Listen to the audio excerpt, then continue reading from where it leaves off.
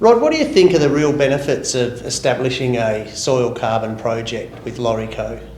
Well, Matt, up until recently, soil carbon was so fundamental in what LawrieCo did as far as improving soil fertility for farmers. This is sort of the number one benchmarking point. So when we look at just the soil health aspect of it, there's so many benefits. We increase water holding capacity, we increase friability, we increase water penetration, trace element availability, microbial balance is better when there's carbon. Minerals have got somewhere to store themselves within the profile, reduces leaching, it reduces volatilisation. There's just so many benefits as far as the soil health and the fertility of your land as you build soil carbon.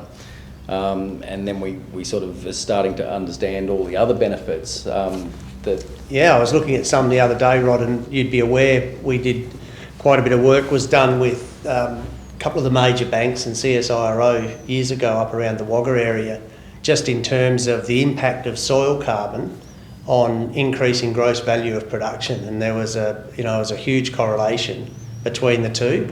But I think more recently, what we're also seeing is the banks are starting to take note of soil organic carbon in their lending criteria. There's a couple of big winery groups, etc., that their whole funding model has been driven around their ability to be able to, their corporate social responsibility around management of the environment and carbon. So it's a huge opportunity.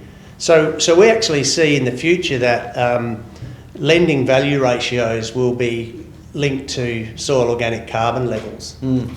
And right as we sit now on the projects we've established across Australia, even from the initial baseline, we can actually tell you immediately how many tonne of carbon there is in your soil and what that value is right from the get-go.